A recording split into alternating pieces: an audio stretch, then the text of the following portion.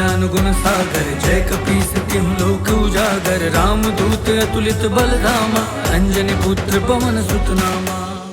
जब शनि देव हनुमान के अंदर प्रवेश की इच्छा से आते हैं, हनुमान अपनी लीला से शनि देव को स्वयं से बाहर निकलने के लिए बाध्य कर देते हैं और उनकी संधि से भक्तों का कल्याण उजागर होता है कि शनि देव को जो भी भक्त तैल अर्पित करेगा उस पर वो प्रसन्न होंगे। कालिंदी के पूछने पर रुक्मणी बताती है, पुंजिक स्थला शिव के अंश को अपने गर्भ में धारण करेगी। शिव आराधना के दौरान पुंजिक स्थला को एक अद्भुत सपना आता है। आइए अब मैं सुनाता हूँ महाबली हनुमान की अलौकिक कथा। ये कैसा सपना था नाथ? क्या वो शिशु हनुमान थे? किंतु मुरली मनोहर स्वर्ग की अप्सरा वानर को कैसे जन्म दे सकती है? उसका नाम तो पुंजिक स्थला था स्वामी, परंतु स्वप्न वाली स्त्री को तो अंजना पुकारा जा रहा था। पुंजिक स्थला स्वप्न में अपना भविष्य देख रही थी। उसे पवन पुत्र हनुमान की माता बनने के लिए अंजना नामक वानरी के रूप में जन्म लेना पड़ा, एक श्राप के कारण। किंतु पुंजिक स्थला तो भगवान भोलेनाथ की अनन्य भक्त थी, वो श्राप की भागी कैसे हो गई? और श्राप दिया भी तो किसने और क्यों? इस जगत में सौभाग्य या दुर्भाग्य, श्राप या वरदान कुछ भी अकारण नहीं होता। पुंजिक स्थला को एक महान दायित्व दिया गया था। उसके लिए उसे श्राप की देहरी पर पांव रखना ही पड़ा। पुंजिक स्थला की जैसी श्रद्धा भगवान भोलेनाथ में थी, वैसे ही देवगुरु बृहस्पति में भी सदा ही उनकी सेवा सत्कार में लगी रहती। एक बार गुरु को प्रसन्न करने के लिए उसने एक रुद्राक्ष माला बनाई। गुरुदेव, ये भेंट स्वीकार कीजिए। ये कैसी अनुपम माला है पुंजिक स्थला? पुत्रवती भव।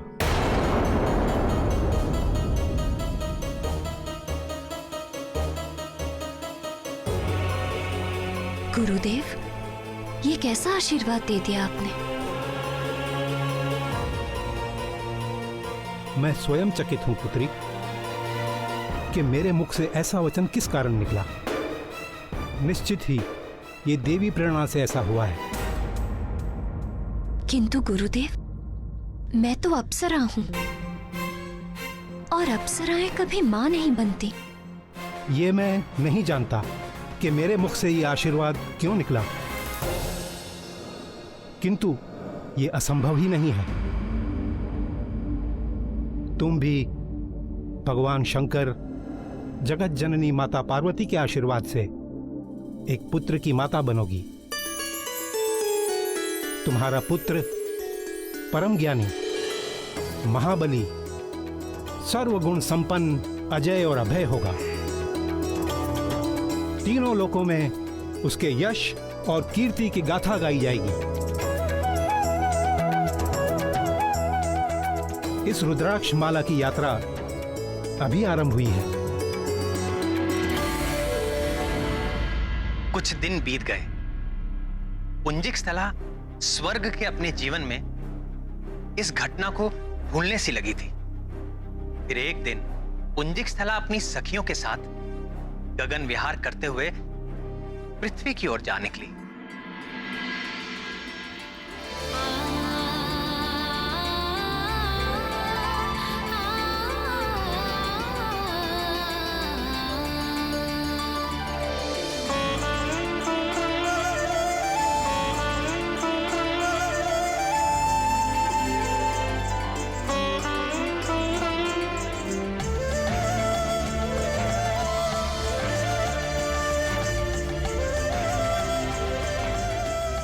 सारा संसार स्वर्ग के ऐश्वर्य और विलास के स्वप्न देखता है, हमसे ईर्ष्या करता है, किंतु पृथ्वी की सुंदरता की कोई तुलना नहीं। यहाँ हर पल एक नया दृश्य, नया रंग, एक नया भाव। अच्छा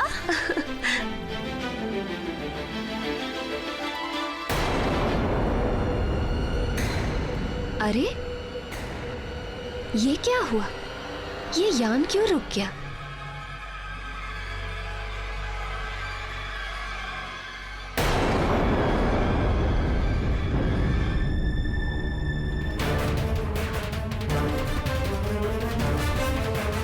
हे यान, अगर आगे नहीं बढ़ सकते तो हमें नीचे ले चलो।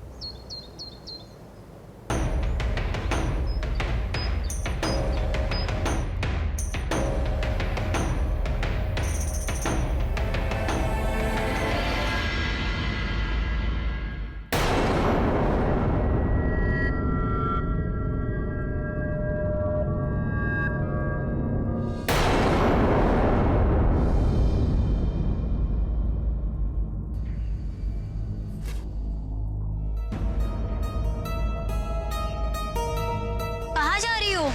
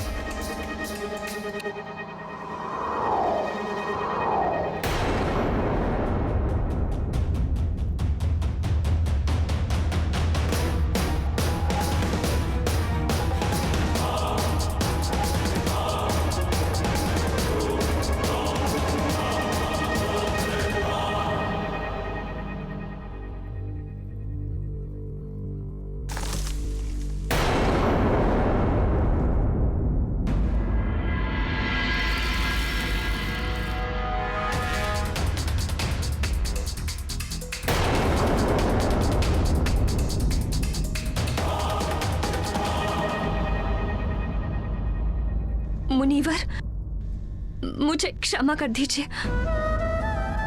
मैं वो वानर आकृति देखकर,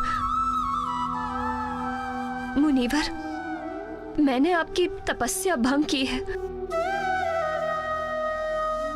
मुझे नहीं पता था कि भीतर आप हैं।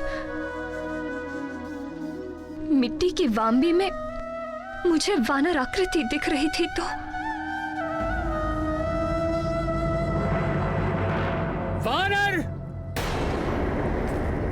वानर बाहर नहीं, तेरे भीतर है। तुझ में ही है वानर जैसी चंचलता।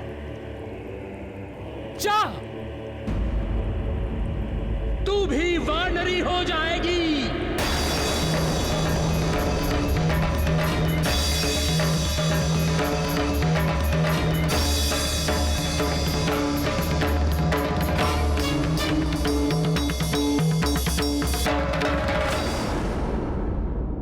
किंतु प्रभु, पुंजिकस्थला तो बहुत ही शांत स्वभाव की अप्सरा थी।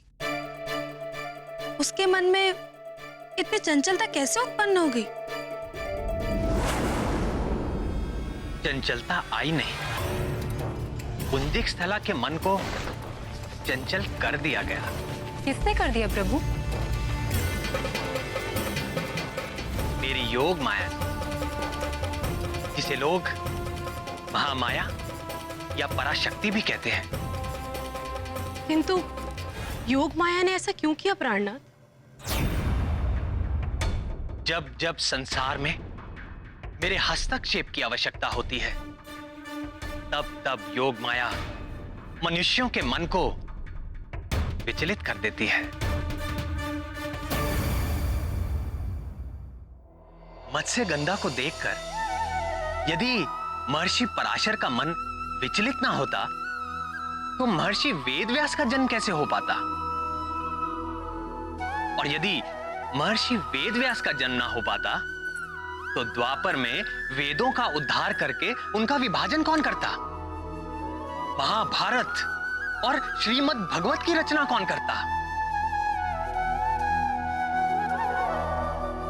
वो भी तो मेरा ही एक अवतार है। इसी प्रकार माता कैकेयी, वो तो श्री राम को भरत के समान ही प्रेम करती थी। यदि उनका मन विचलित ना होता तो श्री राम को वनवास कैसे मिलता? और यदि श्री राम वन को ना जाते तो ना सीता हरण होता और ना ही रावण का वध हो पाता। इसलिए हनुमान के जन्म की स्थितियां बनाने के लिए पराशक्ति ने ही देव गुरु बृहस्पति के मुख से पुत्रवती भव का आशीर्वाद दिया और तपस्या कर रहे मुनि के मुख से ऐसा श्राप दे डाला। मुनिवर, मुझे क्षमा कर दीजिए। इतने वर्षों तक मौन रहने के पश्चात मेरी वाणी से जो वचन निकले वो मिथ्या नहीं हो सकते। मैं चाहकर भी इसे वापस नहीं ले सकता। इसमें न कुछ दोष तुम्हारा है और न कुछ मेरा। भगवान की प्रेरणा से ही ऐसा हुआ है। तू शोक न कर पुत्री, तुम्हें भगवान महादेव के अंश को जन्म देना होगा।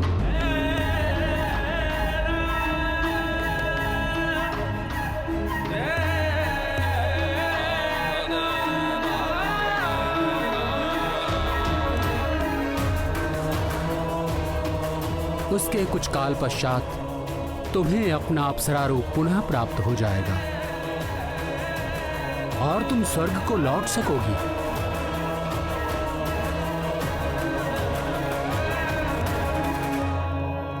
ठीक ही तो है। पुंजिक स्थला जैसी शिव भक्त, गुरु भक्त और नृत्य संगीत विशारदी हनुमान की जननी हो सकती थी। हाँ, तभी तो पुंजिक स्थला के ये सारे सद्गुण हनुमान को भी प्राप्त हुए। तो क्या हनुमान की संगीत में भी सिद्धि है? राम भक्त हनुमान जब गाते हैं तो वो अपनी सुध बुध सब भूल जाते हैं। हनुमान जब गाते हैं तो वो हनुमान नहीं रहते, स्वयं गीत हो जाते हैं। उनके गायन से जुड़ा एक बड़ा ही रोचक प्रसंग है। सुनाइए ना मुरलीधर। हनुमान की संगीत प्रतिभा की बातें जब देव गंधर्व नारद ने सुनी तो उन्होंने हनुमान को गायन प्रतियोगिता की चुनौती दे डाली। देव मुनि नारद तो संगीत शास्त्र के महापंडित हैं और उनके आगे तो गंधर्व भी कहीं नहीं ठहरते। तो फिर क्या हुआ स्वामी? कौन जीता? धीरज रखो प्रियतमा, सब बताता हूँ। नारायण नारायण। और जब मैंने गायन आरंभ किया तो मेनका, रंभा और उर्वशी स्वयं को रोक ना सकी। सारी अप्सराएं एक साथ महादेव, क्या दृश्य था। पूरा इंद्रलोक तेरे संगीत से झूम उठा था। आप भी वहां होते तो बड़ा आनंद आता।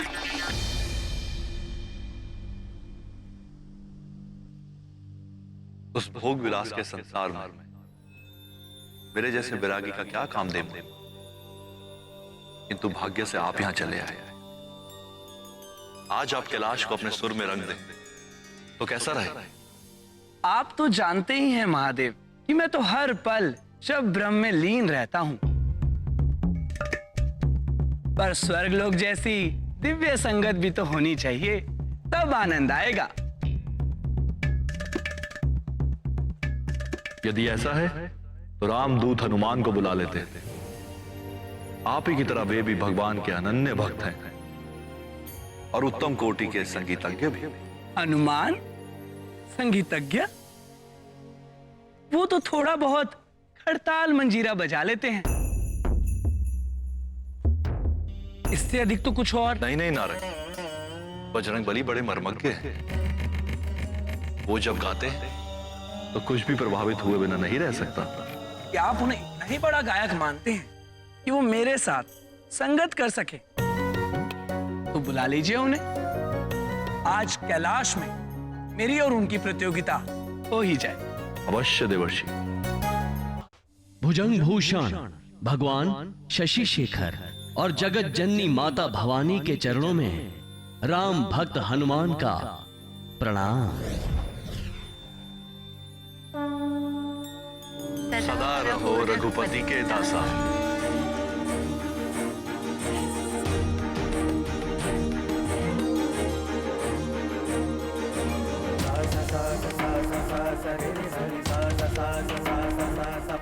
प्रणाम मुनिवर।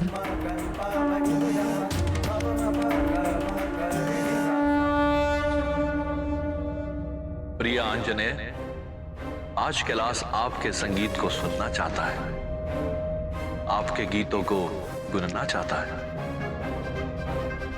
देखिए, संगीत शिरोमणि नारद जी भी यहां पर, वे भी आपके साथ सुर मिलाने के इच्छुक हैं। कहाँ नारद जी का गीत संगीत? भगवान नटराज और कहाँ मैं? संगीत के नाम पर तो बस कुछ खड़ताल मंजीरा खड़का लेता हूं। वह गीत के नाम पे केवल अपने प्रभु श्री राम के नाम का जाप करता हूं। उसी रस के तो हम भी प्यासे हैं हनुमान। गाइए भक्त शिरोमणि।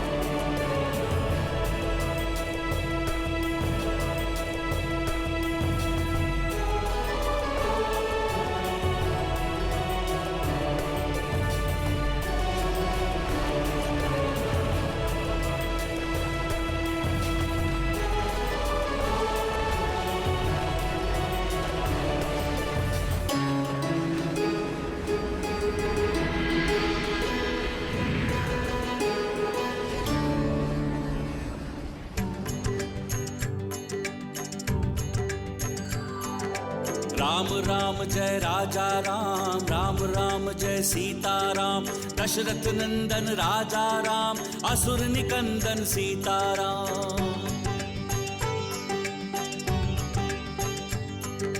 राम राम जय राजा राम, रघुपति राघव राजा राम। राम राम जय राजा राम, राम राम जय सीता राम। राम राम जय राजा राम, राम राम जय सीता राम। दशरथ नंदन राजा राम, असुर निकंदन सीता राम।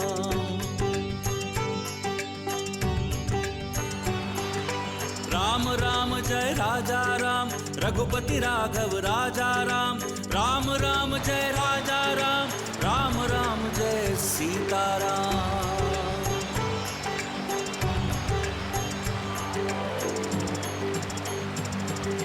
राम राम जय राजा राम, राम राम जय सीता राम। दशरथ नंदन राजा राम, असुर निकंदन सीता राम।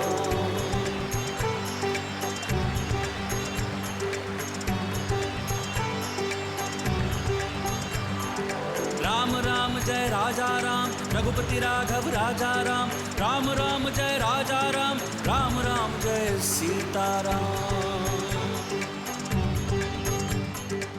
जय जय श्री